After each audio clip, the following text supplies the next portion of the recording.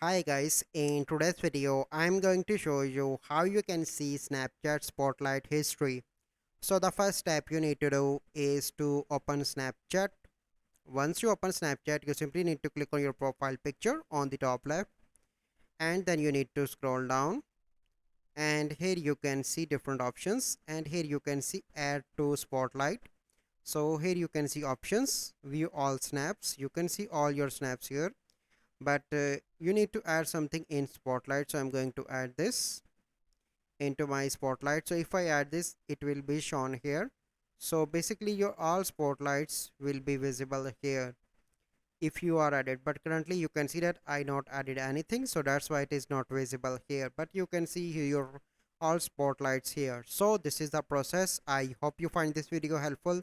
If you find this video helpful, must like this video, subscribe to our YouTube channel for future videos. We'll see you in the next video. Thank you. Have a good day.